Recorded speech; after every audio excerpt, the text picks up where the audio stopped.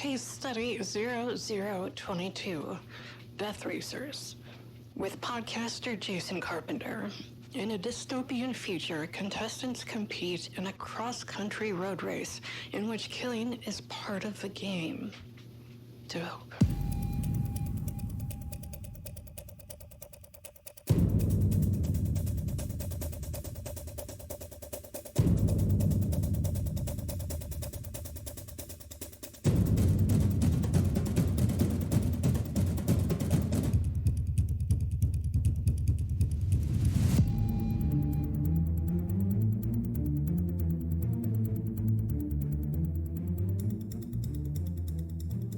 So, Jason, how are you doing?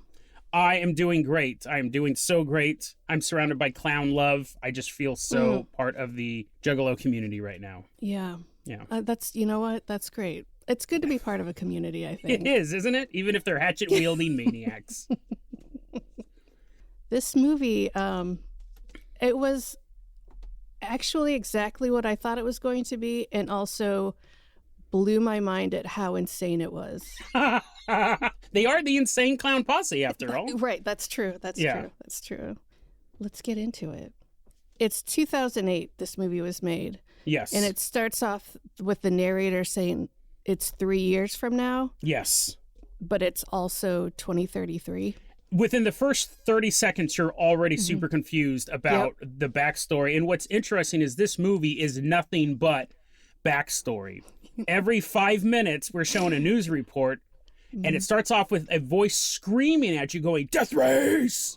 And then you have these two reporters who tell us what we just saw in the previous scene. Yep. That's the whole movie. And then even in the beginning, where it's funny because I love that old show, Max Headroom. Oh, yeah. And the whole concept was 20 minutes into the future. And I was like, you never catch up. So when the movie started off and it said 3 years from now, I go, oh, that's really cool. They're going with this weird, nope.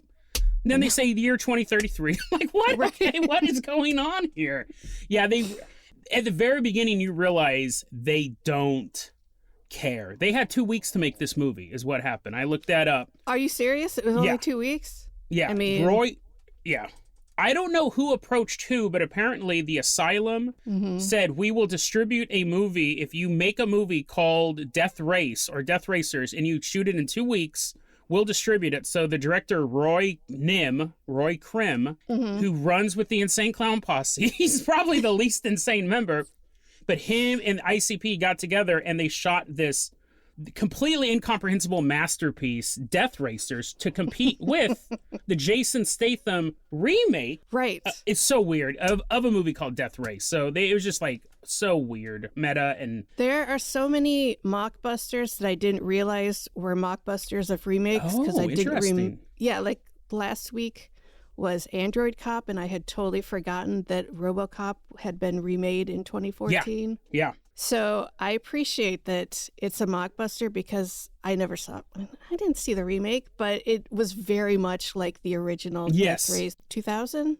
2020, I don't know, whatever it is. Yeah, I think the first one was Death Race 2000. And I have to say, I have to go listen to that Android Cop episode because I'll be honest, Android Cop is one of my favorite Asylum movies. Like, I have such fond memories of that. That movie was so good. Isn't it? Oh my God. It's so awesome. Michael Jai White does not get enough credit. Not at all. It was funny. I was talking to my little brother and I said, and we both agreed, Android Cop is better than the RoboCop remake. I didn't see the remake, but I do not doubt it. Yeah, it is a better movie. It's just it's a solid, cool sci-fi action movie. And it has a great fucking twist, too. So good. I don't remember the twist. I'll have to... Well, I think that you probably don't remember it because now you just see it as part of the movie. Maybe, yeah. Maybe. I really enjoyed that one. Yeah, it was really good. All right, so they introduce the villain. What is his name? They don't. They don't give his name until the next scene. Reaper, this guy, walks onto the screen. We constantly see him up against a police backdrop where he's 90 inches tall. And I was like, what? So I looked it up. That's 2.5 yards or 7 feet. Now, I don't know if he's actually 7 feet tall. He is a professional wrestler, apparently. Right. But I was like, 90 inches? I don't even think the police chart goes that high. How often do they arrest someone and they're like, oh, Good thing we have a 92-inch chart. But yeah, that's Reaper. And we learn, this was the best setup for a movie ever. I've been chuckling all day long. The setup of the movie is the 1 million most insane Americans. I mean, right there, that's just great. Are put in a giant prison that's directly over America's water supply. So, I mean, like, whenever I hear the term, they kept talking about America's water supply, I just kept thinking, they don't care. Like, that is such a dumb gimmick. Yeah, there's just like one aquifer. There's one well. For the entire nation. For the entire nation. And then we find out the movie takes place in California. So I'm like, what is going on? It's not even centrally located. No, it's not. Ship that water for a really far distance. That's not going to work out. And Reaper and his loyal assistant, Dr. Schenk, have a giant barrel that just says sarin on the side of it. It's funny because this movie was such a product of its time. We have a group called Homeland Security. Sarin is a huge plot thing. I think nowadays people would be like, what's sarin? Like, you would have to go look it up.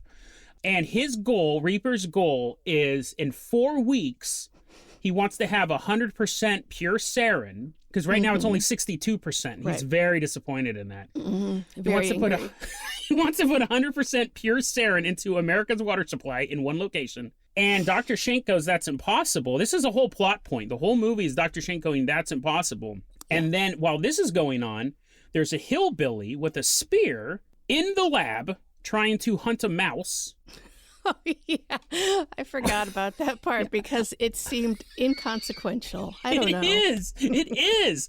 But then you have a undercover journalist who's taking a nap in the laboratory, and he's woken up by the guy hunting the mouse. He grabs his camcorder and records Reaper saying, in 4 weeks, we're going to dump 100% pure. That's what sets the whole plot going.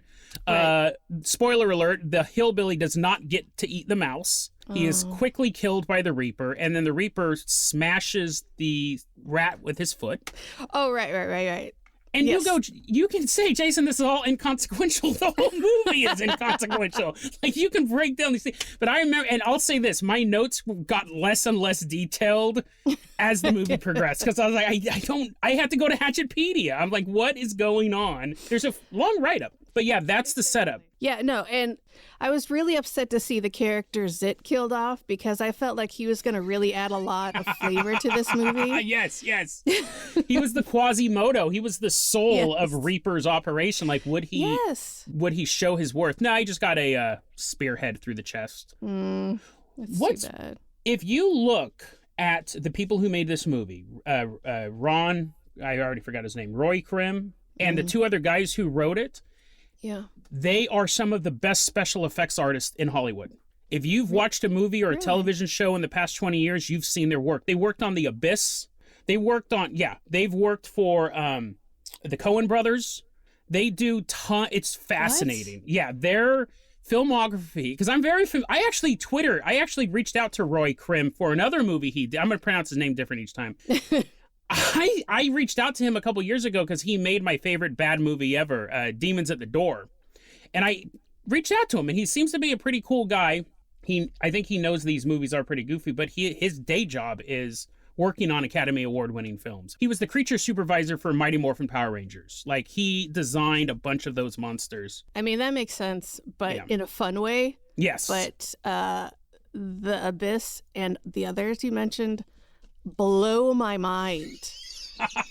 Blow my fucking mind. Could you imagine he's walking off the set of Death Racers and he's like, hey, what's up, Jimmy? And James Cameron's like, hey, Roy, how's that special effect coming? It's weird because the special effects in this movie are terrible. Yeah. Yeah.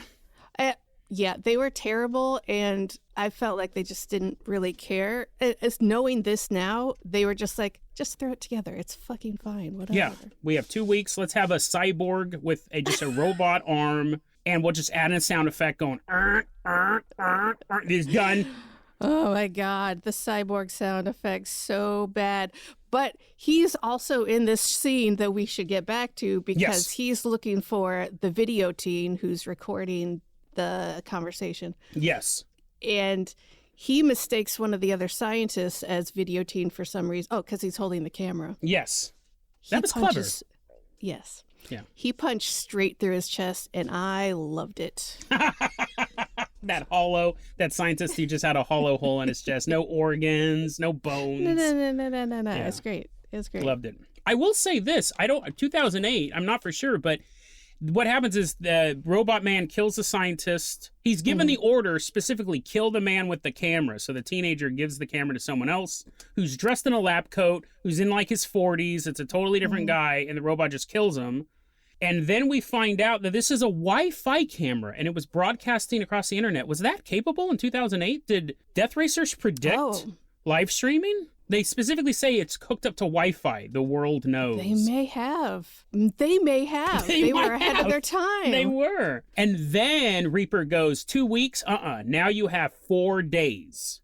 Yes. Doctor. So now he has 4 days to make Saren 100% effective. Throughout the whole movie, he keeps pushing the time closer and closer. And he keeps killing all of the scientists, not realizing that he probably shouldn't be doing that if he wants this to happen. Probably not. Yes. But we learn eventually that Doctor, because it goes from 4 days to 1 day, and then you have to have it done tonight. And he does it that day. So he didn't need 4 weeks to do it. What was the problem? Yes. Maybe he needed less scientists. This is, okay, we start, after this, we go to the governor's office. Yes. At this point, I was like really enjoying the music. And I was like, oh my God, am I a juggalo? This is so new for me. Whoop, whoop. Here's the thing. If you don't like the song when you first hear it, you're going to hear it 8 more times throughout the course of this movie. Like, they only play the same 4 or 5 songs, which was disappointing. I thought they have this huge discography. You think they would have almost a different song. To me, it wasn't enough of a love letter for the Juggalo community. It actually was ICP, a little light on the ICP, I felt. Wow. As someone completely unfamiliar with ICP, I gotta disagree, but that's fine. It was just enough. It was the perfect amount of ICP. All right, the governor, I kind of loved the governor. He had a very Brian Doyle Murray voice, which was comforting. He's yelling at everyone. You know what? I don't even know. Did he find out about the Saren? Is that why he's angry and everything? Yeah, so FX, his Wi-Fi enabled camera, allowed them to see that. And so now we're given even more. This is when we're told that it's over America's water supply due to the schematics, is how they call them, not schematics. This is Governor Reagan Black. And he goes, who's watching the prison? And they go, budget cuts. We don't have any security guards. And then they go, let's send in the troops. Oh, every soldier is in Europe. What? What is going on? They mention later that we're at war with France because we thought they were going to nuke us. That's a plot point that just appears halfway through the movie. I didn't even catch that. I was so involved in this death race to the death that I love a death race. A death race is a good, entertaining race, I gotta say. One of my favorite lines the governor says in this scene, when was that ever in a million fucking rim job years thought to be a good idea, huh? I wrote down that exact same line. That is the best. Like, you can have an epoch, you can have an era, or you can have a fucking million rim job years. That is the best measure of time. It's a great turn of phrase that I've never heard in my life. No, you probably never will again, but we should popularize it. A million rim job years ago. He also, when he's thinking, he says the word thinking. They're having a conversation. He's like, hold on. Thinking. Thank you, because I wasn't sure what was going on in this situation, so I really love the narration of that. Thank you. Yes, we need to know. He's like, pondering. And then at this point, is this when we first start seeing the news reports? Death race! This is when they come up with the idea of the death race. Yeah. Because the Savage Run is illegal, so they have to repackage it as Death race. What a bizarre, like, when I'm watching that scene, I thought that's 30 seconds of my life I didn't need. Why did they have why is the Savage Race banned? Oh no, not the Savage Race. We'll call it a death race. Just say we're going to have a death race. You don't need backstory for the name Death Race. Yeah, you really didn't. But No. it helped put some time into the movie. That might be part of the expanded ICP universe. Like, we might get a prequel called Savage Race that shows the rise of the Reaper. I hope so. And why their music got banned in 2017 or whenever it was. Oh, I've actually written down that amazing quote. And that was shocking to me, that whole part. Because now it's when the gangs show up, the 4 groups, right? Yes. And we're... Go ahead. These are all fantastic. Yes. The objective of the death race is to kill the Reaper. Yes. And that's when they introduce the gangs. The Severed Head Gang. Yes. Homeland Security. Yes, that was my team. Oh, really? Because mine was Vaginamite. Love that. them. That is a great team as well. Queen Bee had the best outfit because I was like, I know exactly what you're doing there. You are wearing a pair of fishnet tights as a shirt. You just cut a hole in the crotch, and I love you for doing that. That's awesome. Yeah. And then we have the Insane Clown Posse, of course. Yep. Oh, I guess it wasn't 2017 when their music was banned. It was 13 years previous to this movie. So, yes, it would be... So, in the year 2020. Right. Yes. I remember that. That was a dark day. That was when the president shut it down. And we got this back. So we get the backstory. The Severed Head Gang chops people's heads off. Super violent. They show their car. Vaginamites. They're Black Widows. They have sex with men and then kill them. And we have Double D Destruction. And what was the other one? The one you just said? Queen Bee. And then, dude, I was cheering for Homeland Security. Yeah. I thought they were... And this what sucked. They showed them show up and they were interacting with each other, but then it was muted and they kept cutting back to the reporters. I bet you they had some interesting banter, and I do like Homeland Security team. And then Insane Clown... And so they're giving the backstories. Homeland Security, he's actually... I don't know why he's in prison, but they say the colonel, the leader, he was a cabinet level position to the president, and he successfully persuaded the president to go into war with France over their nuclear concerns. It's a throwaway line, but that explains why there are no well, he's flipping people off and like grabbing his crotch the whole time. It's super distracting because you're trying to watch this and get the exposition. But the Insane Clown Posse, this is their backstory. I wrote this down. Oh, yes. They're told, the female reporter goes, they're like Charles Manson. They don't commit crimes, but they inspire others. And then we have this quote.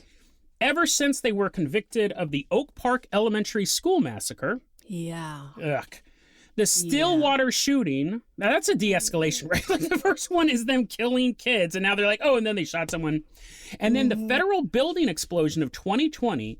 And because of the hardcore music they produce, not the other stuff, and because of the hardcore music they produce, ICP has been the scapegoat for troubled youth for almost 20 years. And then the other reporter chimes in, just like Hitler. Yes. What? Yes. Okay.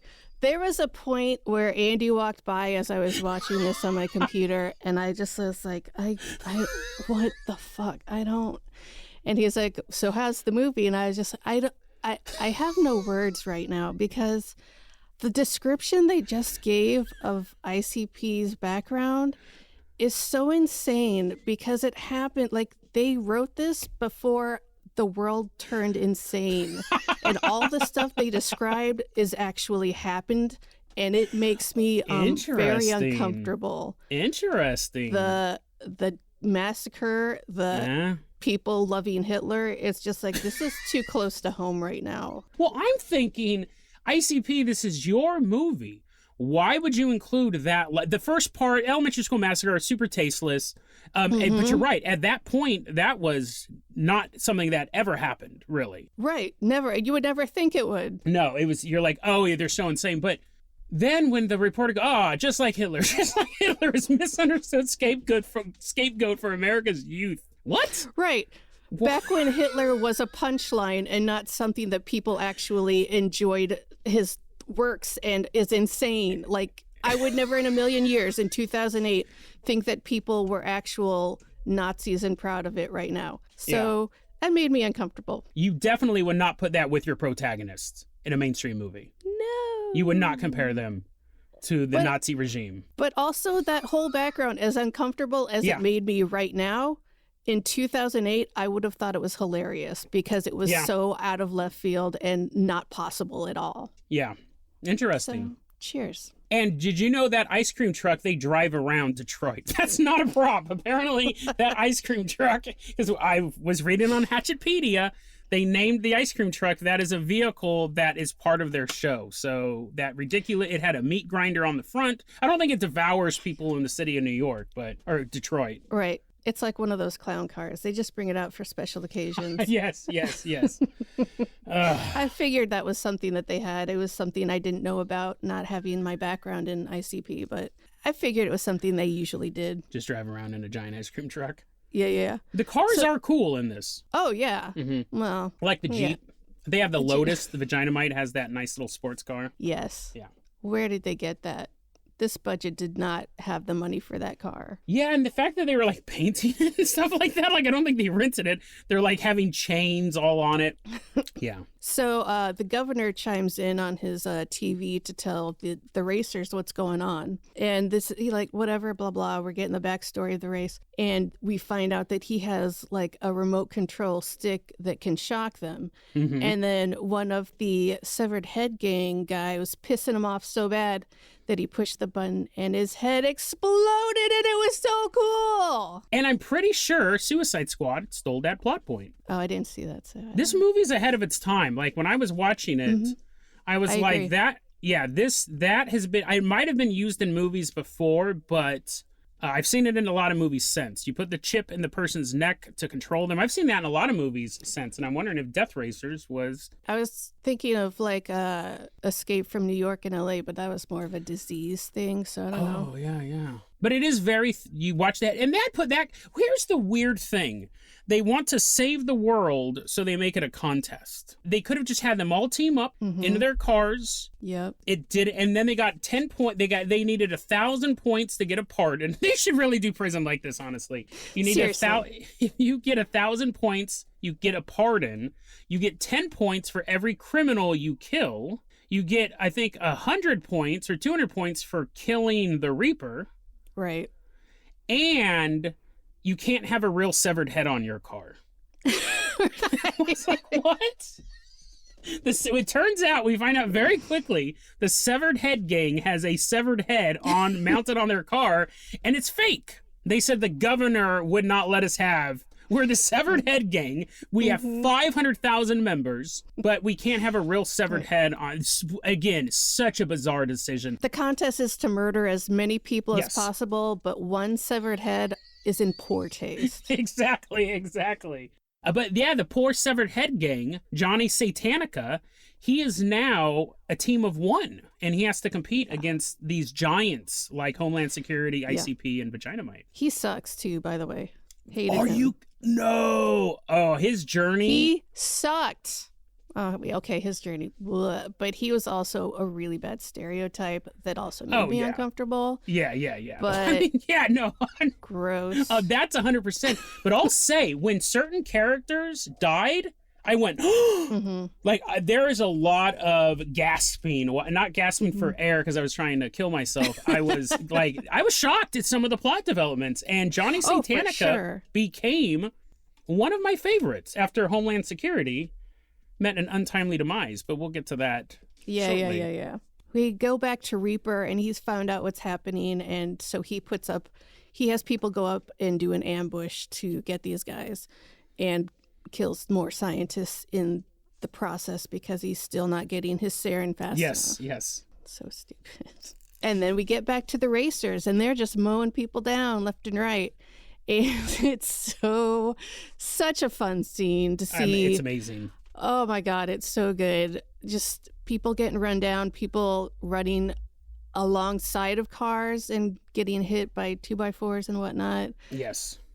People if you've ever wanted to see what a slow speed chase looks like, this is it. It's called Death Racers, but these cars are going around a mile per hour. Yeah. People are running up to them and then jump kicking the driver in the face. And then they'd get hit with a chain, or they'd fall down and their head would split open. It was fantastic.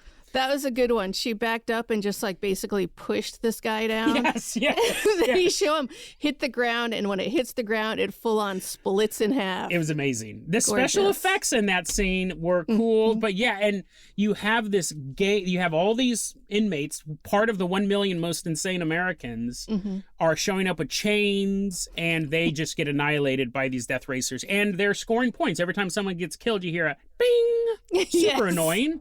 Super annoying while like, I'm with the juggalos, I'm chopping trucks up, and you're like, oh my God. And you realize we're 10 minutes into the movie. Yes. All right. You mentioned that the ICP truck had a meat grinder in the front of it. Yes. In this scene, I didn't realize it was a meat grinder. I thought that they were trying to make it a sentient truck because it looked as though it was eating one of the prisoners. Yes. Well, it had so much gore on the front of it. It looked like, you're right, it could have looked like a monster mouth, like the car was alive. Yes. And I swear it had teeth, but I don't know for sure if that's right. That's so funny. But yeah, they make short work of the Reaper's men. And then that goes on for about 5 minutes, and then there's 2 minutes of the reporters telling us what we just saw. And this is when I started going, this movie is not going to be good. Like I was kind of hoping for something, and I realized, this is going to be just rinse and repeat. I don't know how. I'd seen the movie 20 years ago. I actually saw the movie when it first came out. Oh, in the theaters? Yes, I ran down there day one. Like, 1 ticket, please. I didn't remember much of it. When I mentioned to my little brother I was watching it, he goes, Death Race! Like, he remembered that constant... Do not watch this movie with headphones. It might be embarrassing that other people hear all these racial stereotypes and why you're intently watching it, but the alternative is you have in your headphones, and every 5 minutes a voice screams out, Death Race! Oh, man, we are barely into this movie. I have so many notes just about specific kills and severing of body parts and explosions. And I don't even know if it's important to get into because there's just so fucking much of it. And I loved it. I'm not complaining about it. I just want to point everyone out because it's so good. What were your favorites? Like, what are the ones that... Like, there's one coming up where one of the guys in ICP is fighting some other guy and chops off his arm, and he starts like waving to everybody with the arm. Yes. I love that. Oh, and then he starts painting his truck with the blood from that. Super weird, yeah. He's like painting the Hatchet Man logo, and the Johnny J or Violent J and Shaggy 2 Dope are the 2 guys, and Violent J's like, I'm not going to remember that. I'm not going to remember those names, so that's fine. But I think one of my favorites was when she backed over the guy, and just because his head hit the cement, it just split right open. That was so beautiful. I was just gonna again reiterate the truck eating a dude, but go ahead. I was gonna say, with the guy splitting his head open, that's what we call a pre-existing condition. Like, his head was already split and he was barely hanging on for dear life, and he goes, I'm gonna go out in a blaze of glory. He hit the head. I mean, it was barely a fall. Falling on the concrete is not fun, but your head will not split open like a cantaloupe split your head hit with half. a machete. Yeah. He had, I don't know, his head was stapled together at that point. Exactly. Too much sarin gas. At this scene, there's like, ICP is looking at someone, or I don't remember what's happening, but they've got their back turned to video camera teen who's got a new camera somehow. Yeah. And he's crouched down behind them, thinking they're not going to see him, even though there's nothing hiding him whatsoever. He's just kind of crouched down. They like slightly turn and they're like, hey, what's up, video dude? And they like take him under their wings, and it's so sweet. They love Video Teen. It's a super... this movie does have some really bizarre character decisions, because they do take him under their wing. They also threaten to murder him multiple times. Well, because they're insane, right? Of course they're going to do that. I was thinking, because when I'm watching movies like this, I think, how would I make it better? And I would have made that character a stand-in for the Juggalo community, where they completely take him under the wing and start training him. No, they just threaten to murder him multiple times, and you tell us where he's at or we're gonna kill you. There was also, this was the beginning of where I realized that ICP is not as clever as they think they are, because we started getting a lot of quotes and one-liners from them. Because now the dialogue is kicking in, and Johnny Satanica is having a standoff with ICP, and Johnny Satanica starts laughing at them, and Violent J says, quote, "That's how your mama laughed last night when I plowed her." And I go, if the mama's laughing at you. He also asked Johnny how his life partner is doing after he had his head blown off. And I was like, oh, it's a gay joke because gays are funny in 2008. That's great. It was shocking, again, to hear a movie where this is supposed to be selling the brand of ICP and they're using the anti-gay slurs. We see that shift from that was totally normalized when I was growing up in the 80s. And then there was that shift only in the past 7 years. Yeah, for sure. So again, this was an advertisement for ICP. The Asylum wanted a movie to compete with Death Race. ICP, and nowadays, like ICP, they are the Insane Clown Posse, but they're actually pretty inclusive. Like their fan base, they're it comes off really weird to just see the governor of California insulting his staff by using these anti-gay slurs. And you're right, your life partner stuff. And really, really interesting. It wasn't a shining moment, but I still like that the one guy in ICP called the video kid Lil Beef Curtains. I remember the yes. Yeah, we're back in the governor's office now. Yeah. I don't know what they're talking about. I'm really zoning out every time they're in the governor's office. 100%. I just don't care. And I have this quote that I don't remember anyone saying, and I don't think it's that funny, but you're the man. Shut the hell up. I don't know. It was weird. It was almost like they didn't have a budget to do what they wanted to do. So they kept cutting to the reporters and they kept cutting to the governor's office, and all of that should have been one scene in the beginning. Yeah, absolutely. We're here to see ICP chop people up. And we're here to see a death race. And neither of those things are really minimized in this movie. Yeah.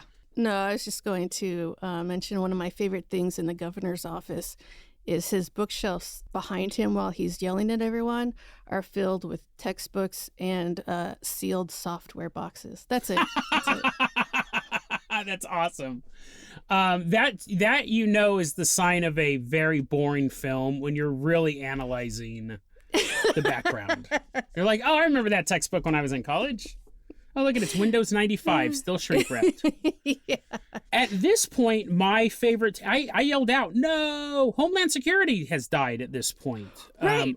That was totally like, I did not expect that at all, especially so early. Yeah, burned alive. Both of them burned alive. The muscle-bound freaks known as Homeland Security are now dead, charred bodies in their Jeep. And it's weird. For a movie called Death Race, their cars keep breaking down. They're constantly walking. They constantly have flat tires, so they're walking everywhere. But yeah, FX shows up and tells them there's an ambush coming at their next location. Right. Yeah. And also, we get another insult to FX from ICP, and they call him Dick Fart. I like that one as well. I looked this up on IMDb. I don't remember when they said this. I'm assuming it was to FX, but apparently they called one character Kid Cock in reference to Kid Rock. But again, ICP. Oh, yeah, I saw that. I don't remember hearing it at all, but I did see that blurb on IMDb. And I'm thinking, ICP, that is so disgusting. If you call someone Kid Cock, they're not going to think of a Detroit rapper / country singer. They're going to think you're a pedophile. Yeah. Like, that's such a bizarre... Yeah. It's so gross. Yeah. And I'm sure they laughed really hard when they threw it in there. But, oh my God. This movie is the definition of doesn't age well. And it hasn't even taken place yet. It still doesn't take place till 2033. How bad are things going to be when this movie actually becomes real? You know, is it not that bad already? I don't know. It could get worse. I guess. You could have 1 million of the most insane Americans over America's water supply. Like, remember that, Tressa. No matter how bad things get, it's not Death Racers bad yet. Yeah. Everyone decides that they're going to ambush the ambushers that the Reaper has set up. Yes. They get there, and ICP immediately beheads 2 dudes that are on the lookout for them. It was great. I've never seen a fat man walk so silently in my life. on a wooden creaky plank up these stairs. I mean, the guards Yep. probably couldn't hear them because the ICP music was so loud on the soundtrack. Right. I mean, you got to entertain yourself while you're waiting. Yes, as you're standing and looking down, this he's lost a lot of weight recently, Violent J, but this 280-pound man, and we haven't even talked about the editing. I almost feel like we shouldn't because it's so bad. But they do this thing where someone will move and then they'll rewind it and then they'll play it back. They'll do that during dialogue. Yep. You have 4 days. And you're like, what? It's very wacky and very 2008 cool. Interesting, Like, yeah. It was like a music video or something. Okay. They tried and did well exactly what they wanted to do, I think. I think they failed. I wanted more ICP. I would have just had ICP and maybe Vaginamite or one other team on a mission together against all that odds. should be the sequel. That should be the sequel. Oh, yeah, because this is open to a sequel.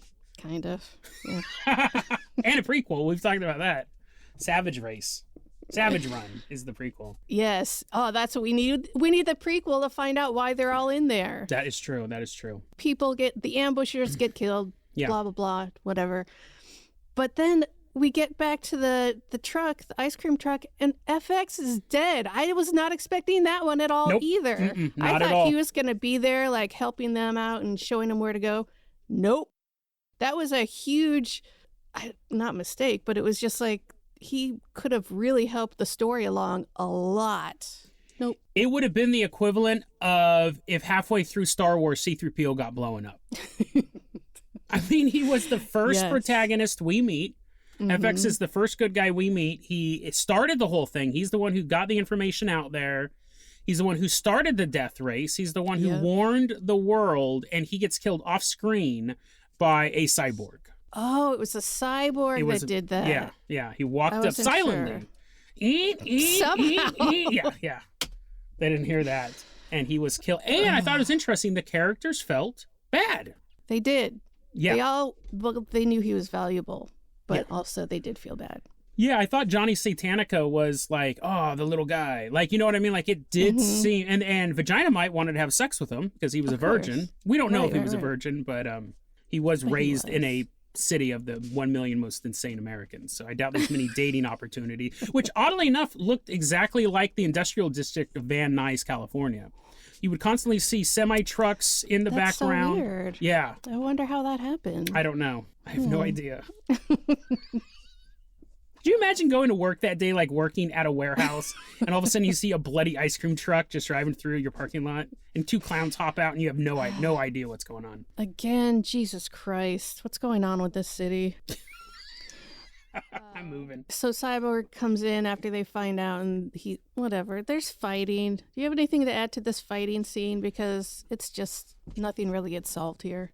I don't, but I have to once again apologize to you and the audience of the Asylum Case Files for recommending this movie because of the 2 scenes that are about to happen. I saw this movie in 2008. It was a different time. I don't remember it. I definitely didn't remember this stuff. So these 2 scenes back to back are some of the most horrific images that I've seen in a long time. And whenever you have something really dark and disturbing and gory and it's shot on video camera, it's way creepier. Yeah, because it looks more real. Yeah. So we're about to get into some heavy stuff. Do you remember what the scenes I'm talking about are? I remember one horrific scene that I would like to gloss over and not talk about. But That's 100%. Yeah.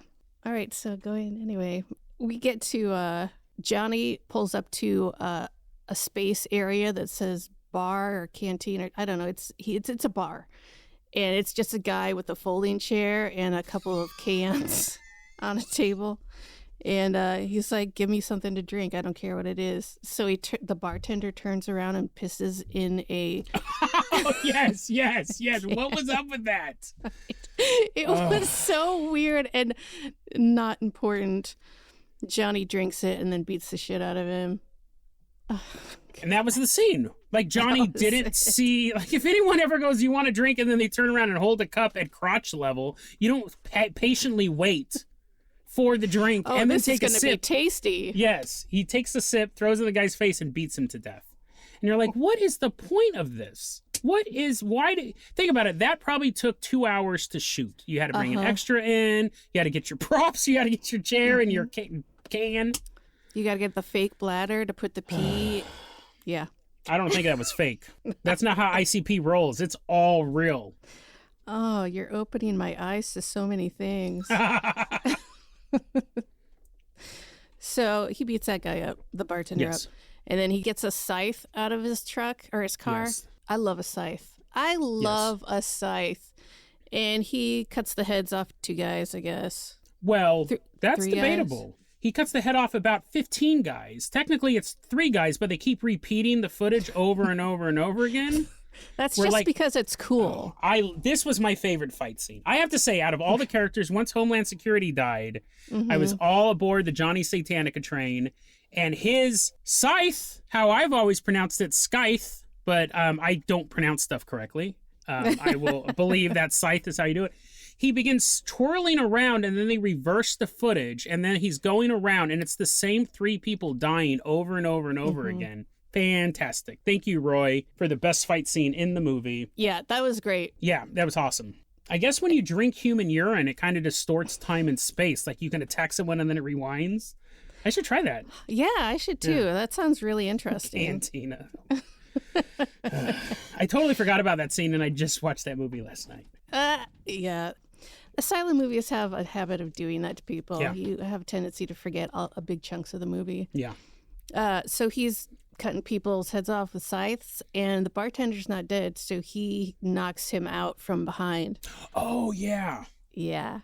Yeah, and he chains him up as if he's going to quarter him by arms and legs, which I would have loved to see him being pulled so hard that his legs and arms. Yeah. Yeah. But he doesn't do that. And you know why? Because they don't have the budget? Well, no, that too. But plot-wise, the insiders show up.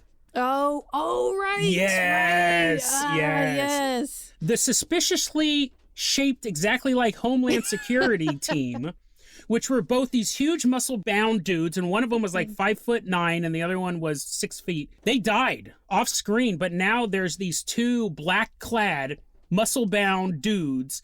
One's 5'9", and one's about 6 feet. I don't know what you're insinuating, because they were very, they look like ninjas, and I'm sure they're brand new characters. Okay. But yes, Johnny Satanica is saved by the insiders. We find out that's their name. Mm-hmm. Yeah. Then we cut to ICP outside of what looks like a giant circus. Yes, very fitting for the brand.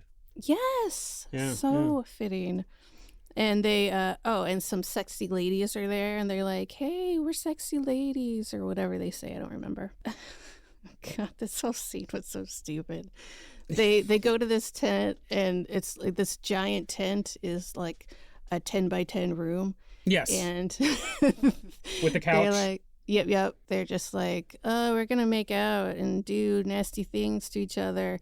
And a new lady comes in, and she's like, the sexy women in this movie are so, what's the word I'm looking for?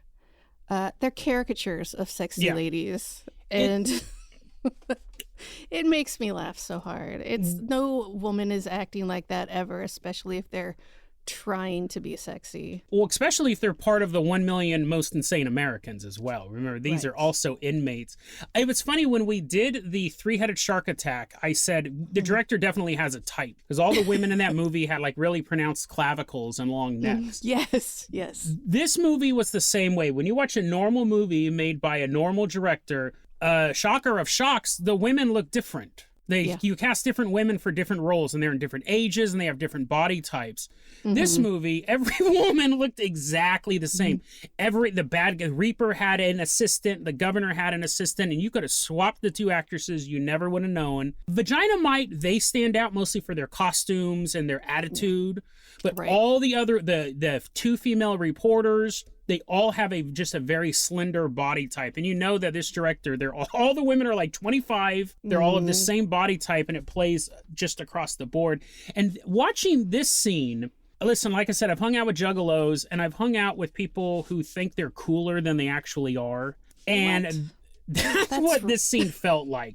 The 2 ICP, Violent J and Shaggy 2 Dope, are sitting there, and they're just spitting off one-liners. Yeah. I wrote down, the girl goes, "You're big." Because Violent J is clinically obese, right? I mean, like He's a big guy. He's a big guy. I'm a big guy as well. I can say that. But when she goes, "You're a big guy," he says, "Yeah, I'm big all around. You'll find out when you get plowed in a minute." Gross. Gross. Totally And gross. then we find out that these women are abstaining from sex with the opposite gender. That's what the leader says. And Right. Shaggy 2 Dope has the perfect comeback for that. I don't know why you need a comeback. He says, "Right now you're abstaining the chubby in my drawers from nutting all over the place." God, no. Like, what? And so here's the thing. Imagine you're sitting in a room. These two guys walk in. They think they're like super suave. And someone goes, "Yeah, I'm abstaining from alcohol. I'm fasting." And some guy goes, it says that quote. In mixed company at a party, you'd be like, "What are you talking about? You are insane." And he'd be like, "Yes, I remember the insane Clown Posse." It's such a bizarre. Speak for yourself. If I heard somebody saying that, I'd be like, "Man, this guy is fucking cool as hell." I was like, it's so, yeah, they remind me of people because they had 100% putting into the script. They had input into this. This is an ICP movie, and they had lines like that thinking it made them sound cool, and it doesn't. It makes them sound like dorks. They had so much freedom with their lines. There's so many lines where you're like, there's no way anybody wrote these lines except for them.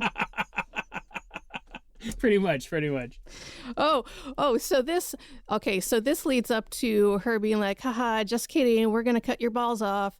And she gets her garden shears out. Yes. And they're like, "Not today, bitch." And they stab the new girl with those.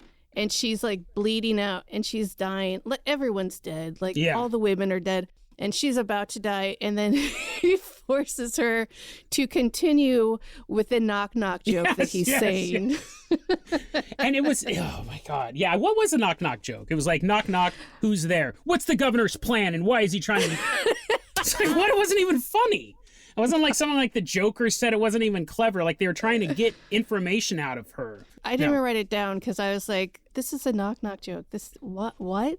Like, she's spitting up blood, and they're like, "No, I said knock, knock. Fucking finish the joke." And you know what? Here's the thing. Like, this scene was very uncomfortable because, yes, they were going to chop off their nuts with the rustiest pair of garden shears in existence. I think this was the first pair of garden shears ever invented. They're so old.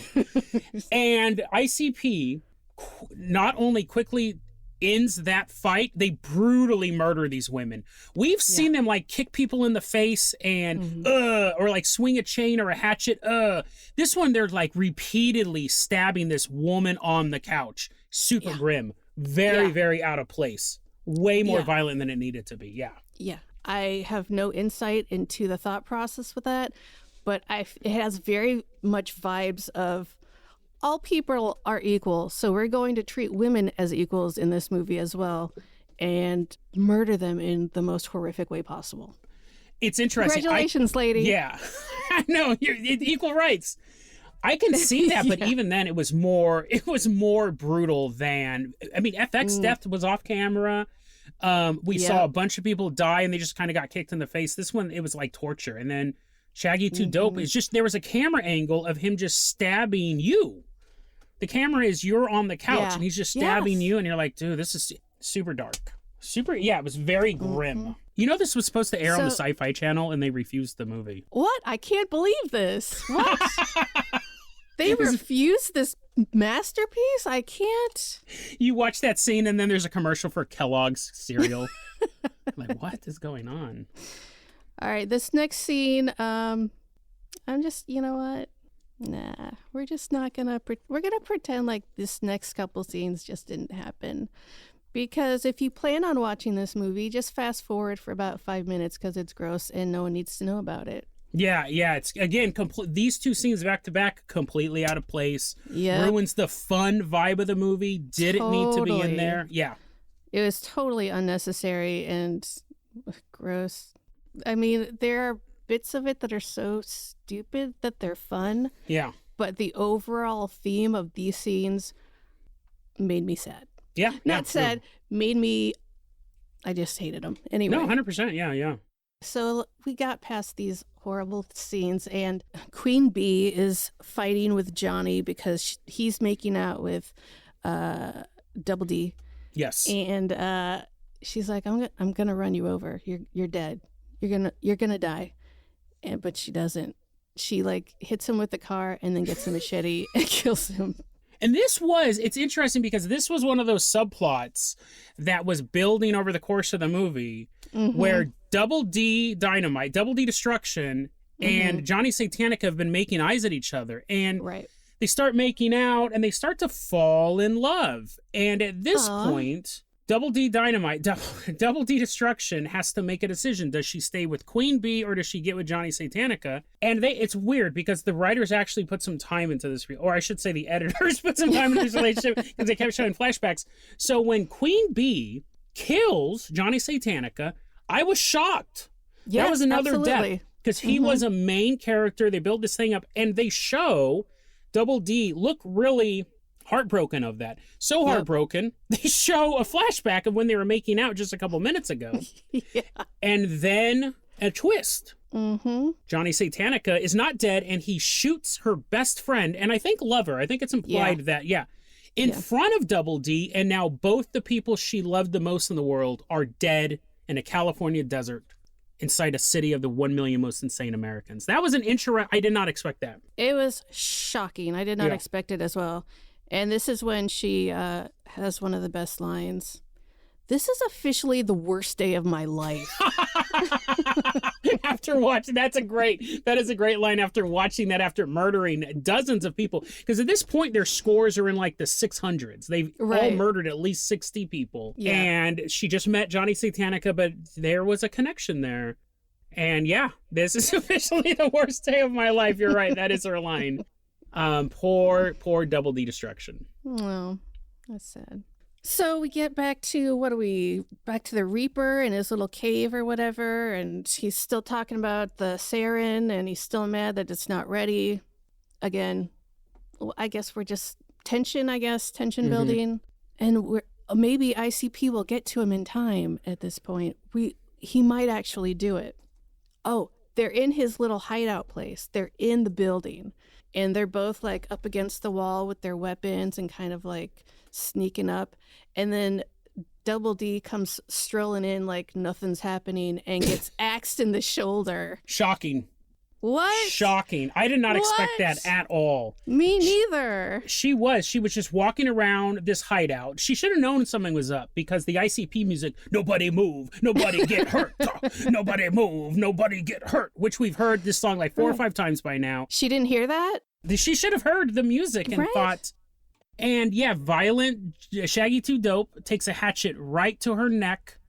And he actually feels bad for it, but then he goes, it was her bad. She shouldn't have walked into my hatchet. Yeah, the other one's like, are you going to go check on her? What's going on? And he's like, man, she's still walking and talking. She all right.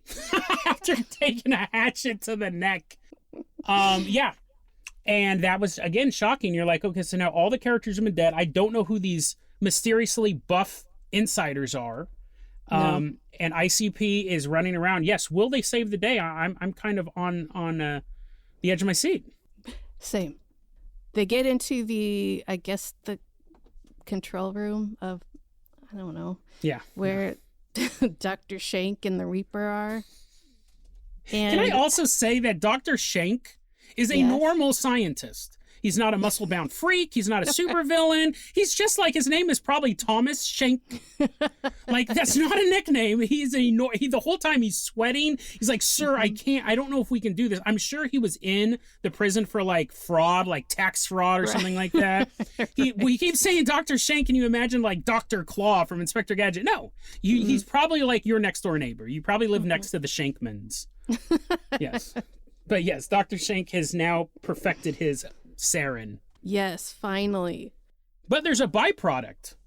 He has sarin, but now he has a barrel that is so explosive it could destroy everything. He wheels that into their headquarters. It's like a glowing red barrel. There's like smoke emanating from it. It might just actually be a painted red barrel, but a barrel shows up In my imagination, it was glowing because I wanted the movie to be better at this point. He goes, okay, I made your 100% sarin, but this could also destroy everything in like a 100-mile radius. So let's put it right here. Yeah, let's keep it close because we want to keep an eye on it. Yes. Honestly, I don't remember how this went down. I know I just wrote ICP saves the day, exclamation point. Dr. Shank axed, but then Homeland Security, the ninjas come in. Yes. This is ICP finally steps up to the plate. They're about to activate the button, and Shaggy 2 Dope throws a knife, or Violent J, whatever. I don't even know why I'm trying to say their names. Just one is very, very overweight and the other one isn't. He throws the knife. He kills Dr. Shank. His family will never see this poor doctor who's been enlisted again. And yes, then Homeland Security shoots a missile into this crowd of clowns and the Reaper, and they are disintegrated. Yep. Yes. Or so they think. Yes. The Homeland Security, they've now been revealed through a series of flashbacks in case when they took their masks off, you didn't remember. And then they cut to the governor saying, you buffoons, Homeland Security was behind it again. And then we see even more flashbacks, in case you don't remember. Right. They are told to look all over the laboratory and bring back the biggest piece of the Reaper to get their reward. And they find a hand. Yes. And they leave. They looked everywhere. All they could find was a hand. Yes. They forgot to move this giant piece of plywood. But they looked everywhere. Yes, this piece of plywood that could perfectly cover up 2 clowns. Like that's the one place they didn't look. Large men, yes. 2 giant clowns, large. So they push away, nobody move, nobody gets hurt. And we realize that they're not hurt. ICP music is swelling, but one of them is hurt. Yeah, he's got a splinter. He has a piece of balsa wood. It looks like a model plane hit him in the leg. Yeah. And he's like, oh, go on without me. I can't make it. Tell my family. It's so ridiculous. He says, do it for the juggalos. Yes, he does. Because now they know they were betrayed by Homeland Security. It was all a setup. The governor said, I knew those other buffoons could never take down the Reaper, so here is my plan. I was going to put 2 military guys in there. They were going to fake their deaths so they could run around as ninjas, assuming everyone else could get to the Reapers, and then they were going to show up with a missile launcher. Yes. That's a more convoluted plan than let's have a death race. But yeah, so Shaggy 2 Dope runs after Homeland Security, who's on their way to the entrance of the Red Zone, the prison, to meet the governor. To have like a press conference. Thank you. Jesus, a press conference. But while he's preparing for this press conference, very interesting, he starts talking about his assistants, how he needs a self-tanner and he needs to get his hair right and he needs to look younger. And I was like, oh, is this like a prequel to Trump? Because... It's very sane. This movie it's showing us what happens in the next 10 years for America. We should this might be like the ultimate, what's that thing? Predictive programming. Like, yes. This could have been so many Illuminati tropes. They were behind the making of this movie. Way more sentient than The Simpsons. What if it changes? What if each time you watch it, it changes? Oh, that's a good theory. I like that. But we won't ever test that because I don't think either of us should ever watch it again. I don't think anyone should ever rewatch it. I've rewatched it and it's a rough go. Yeah, you're right. And I thought it was interesting too. So he had his female assistant. Yeah. She left halfway through the movie. She left and she tried to get as far away because she realized the whole plan wasn't going to work. And they go, where's she going? And they go, she's going to try to get out of the blast zone, but she's just being a scaredy cat. Does she ever show up again? I don't remember even. Nope. She packs up and leaves. Why even have her there in the first place? Like, she was like, no, this is a bad idea. And that was pretty much it. Yeah. Like, don't need her. Super interesting. But yeah, so now back at the Reaper's laboratory, the remains, that's destroyed. Yes. Violet J has a piece of wood in his leg. And who shows up from around the corner? It's the Reaper. What? Right? They didn't check around the corner either? They were looking for this guy who they needed to get free from prison. But they checked everywhere. And then if you've ever wanted to see a professional wrestler fight a fat clown, and the fat clown is laying down the whole time because he has a piece of wood and he's just grabbing this wrestler's ankles, this is the fight for you. I know, This is up there with The Matrix. I mean, forget bullet time. This is fantastic. And it's just a giant guy trying to step on a clown. We have to also, like, this fight is happening because ICP guy is like, are these poisonous waters going to reach Detroit? Oh, yes. And he's like, yes. Of course. Nobody likes Detroit. Oh, you're right. Because that was it. Yeah, we found out the Reaper goes, because Violent J goes, why are you doing this? And he goes, the government doesn't like people listening to your music. What? So like even that was in his list of things. Government's corrupt. He's trapped in this prison. He's insane, and they don't like ICP. But yes, is it going to reach Detroit? Man, no one likes Detroit. So yes, this fight breaks out, and it is a battle for the ages. It is nothing but grabbing ankles and stepping on people on a giant piece of plywood. It's wiggling. Mm-hmm. Nobody move. Nobody get hurt. Intense. And then we cut back to outside the red zone. Yes, at the press conference, right? Yes. Pulling up to it anyway. Yes. His ICP dude's got his ice cream truck with turrets. Is that what they're called? Yeah, well, the Homeland Security stole their ice cream truck. He's hiding in the back.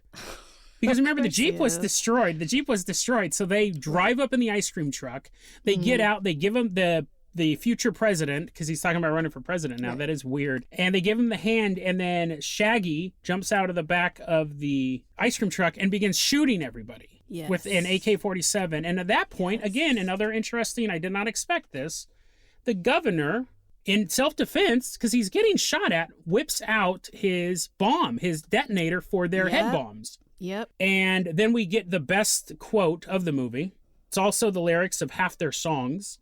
When he's about to press the button, Shaggy looks at him and goes, "Fuck the world!" Yes. And then his head blows up. Fantastic. Homeland Security is dead at this point. Everyone, the governor survives. And then we cut back to the Reaper's headquarters. Yes. And the fight is still going on between Violent J and the Reaper. And Violent J, we realize he also has a bomb in his head, and his head is leaning against a giant barrel of explosive sarin, and he looks at the camera and says the immortal words. What's that? Fuck the world! And I love it so much. I loved this scene.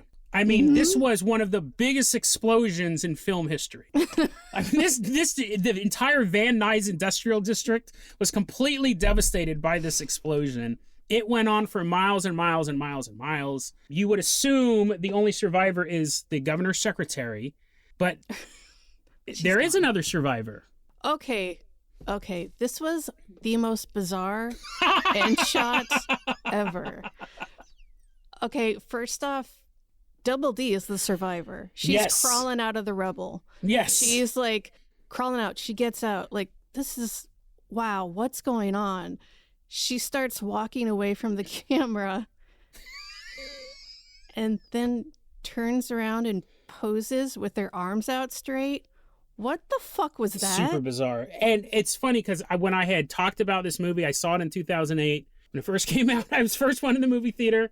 Had my Faygo ready to go. I remember, the only thing I really remember from the movie other than ICP was in it was that ending scene. It makes no sense why she turns around and does this weird pose. It smash cuts to 8 minutes of credits. The movie says that it's an hour and 32 minutes long. It's not, right? They have a lot of credits. After seeing it in 2008 to today, when I was talking to my little brother, I said, I remember that movie? And he goes, yeah, the one where the woman poses at the end. I mean, it's so weird. It's so weird. It makes no sense. I could see her like a slow look over her shoulder, like she's taking. No, it's like a weird Batman pose or something. It was like a weird choreographed art. It was weird. Yeah. It made no sense. It was just like she walks away and then does a really quick pose to the camera, and I just can't fathom. I can't process it correctly because it doesn't make any sense. It's not even like it was a pose she did any other time in the movie. It wasn't like the Vaginamite pose. She never acted. It was so. I know people watching this, they're going to be like, what are you talking about? They'll look up the clip on YouTube and they'll be like, huh, that's not that weird. In the context of the whole movie that's already so bizarre, it doesn't make any sense. And think about all the other stuff that we've been like, oh, All this other stuff we've hand waved off. The fact that when the first ambush happens, there's a bunch of people standing on the roof of a mini mart. How are they supposed to ambush people driving by in cars? You totally hand wave off so much stuff that makes no sense. But by the end of the movie, you're done. Yes. You just don't get it. That one scene is too much. And America's water supply. Detroit is now Detroit. Yeah, not Detroit. Fantastic. Yeah, I can't even joke. I can't even joke like that.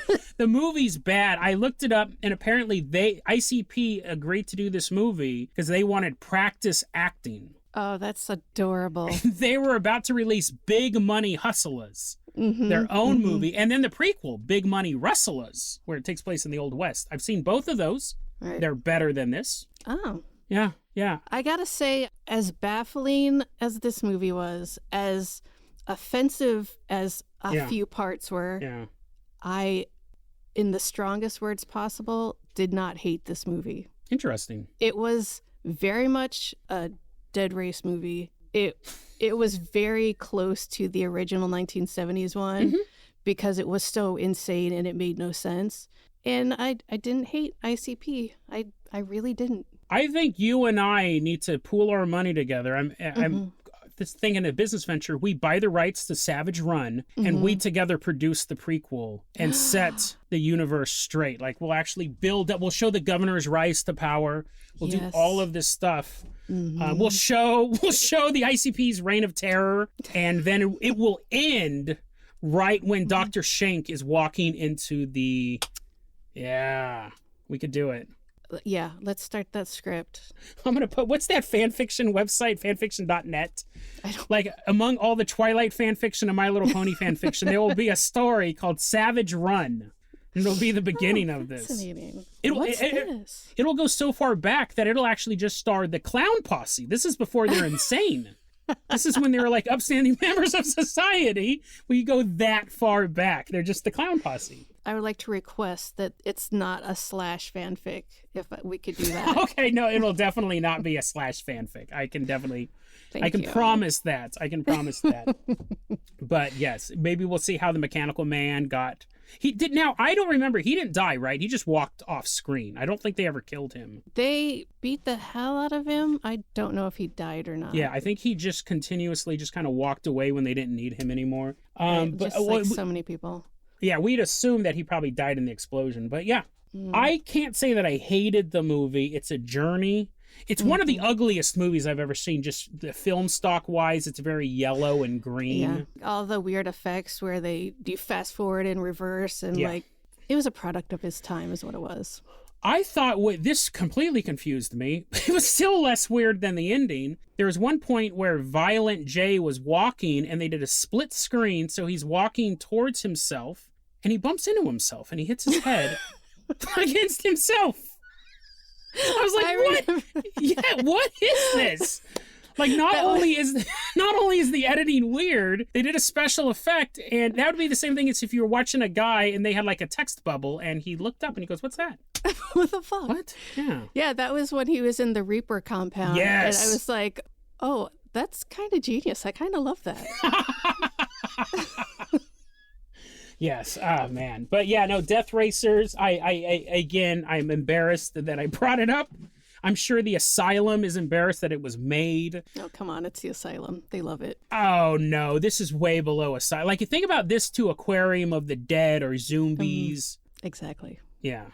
It's worse. I think you just proved my point. They do put out some good stuff. They do. I recommend, I don't know if you'll do it for your show because it's really good. King of the Ants by the Asylum. Oh, yeah. You were telling me about that one. Yeah. Yeah, I have to find that one.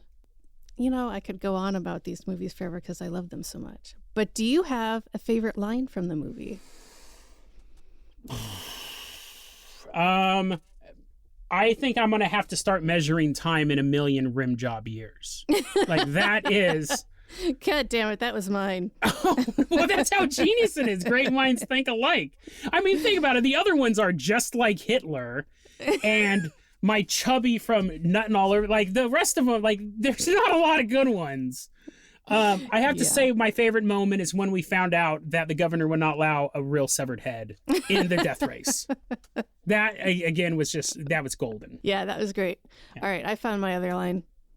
This is officially the worst day of my life. Yes, that is awesome. And you can quote that and people go, oh, what movie is that from? And you go, Death Racer. And then you turn around and you do that pose.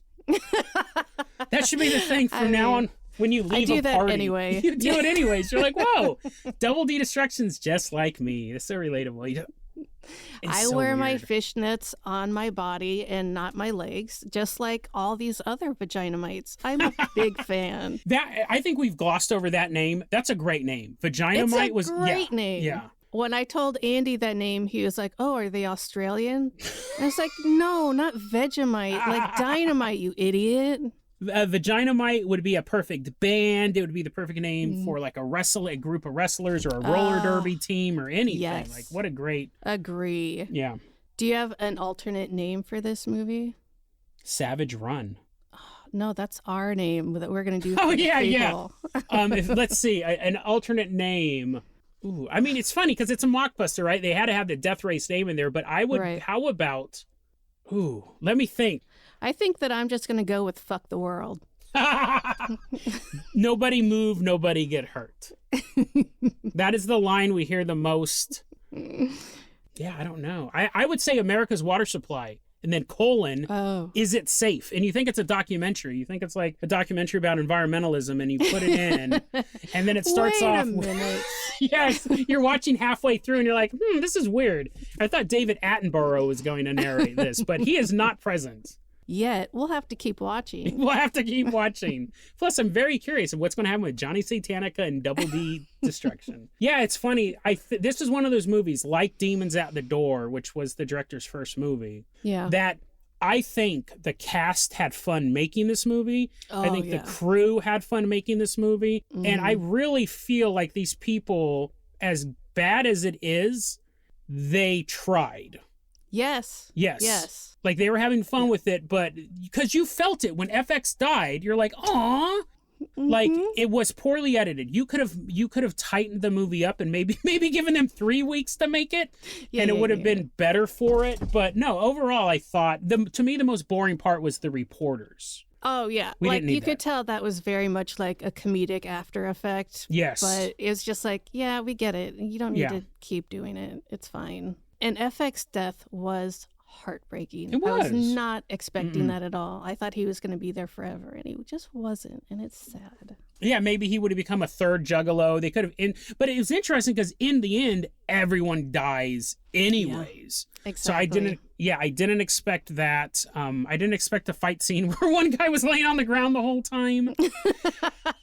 I do love a movie where everybody dies because you're like, don't get attached because this is not real life. Yeah. Or is it? It is real life because everyone dies. That's true. And this movie predicted a lot of stuff. Yes. I think we do have to watch the movie one more time, maybe every year, and see what new stuff it's predicted.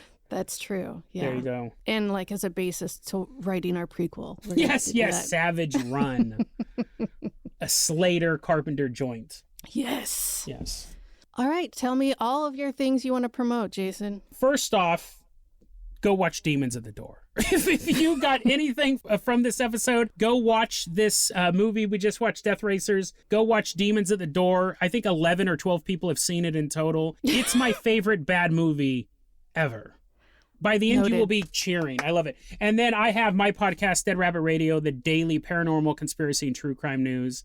You have a podcast? I had no idea. Yeah. It's a lot of fun. And we got a bunch of cool stuff coming up. So yeah, check that if you're into that stuff, if you're into spooky stuff. No, you should check it out. It's a great podcast. Thank you. You're welcome. Jason, it was such a pleasure. Such a fun conversation. Such a movie. Such a movie. I think if we do this again, you should pick the movie. Because this movie, I mean, I was deeply embarrassed. As I was watching, I was like, I can't believe I recommended this movie to a friend of mine that we now have to talk about it on the air. But apparently you didn't hate it. I felt it was unwatchable and had no format. So I'm glad you were able to lead this discussion. Well, you know what? You are one of the few people, No, you are the only person that I talk to on this podcast that is actually familiar with the asylum. So this was a nice little, everyone who picks a movie is like, oh my God, I'm so sorry. And the fact that you get to experience that makes me very happy. Yes, I deeply apologize. No, don't. It was lovely. All right, well, I guess that's it for this week. Thank you, everybody, for listening, and I will see you, I guess, next week. Bye.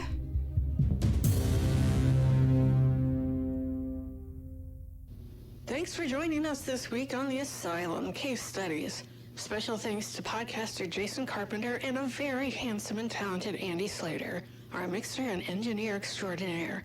Make sure to visit us at asylumpod.com, where you can subscribe to the show in iTunes, Stitcher, or whatever, so you'll never miss a case study. While you're at it, if you found any bit of enjoyment in the show, we'd appreciate a rating on iTunes. Or if you'd simply tell a friend about the show, that would help us out too.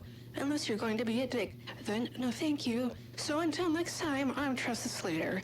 And when was that ever in a million fucking room job years thought to be a good idea?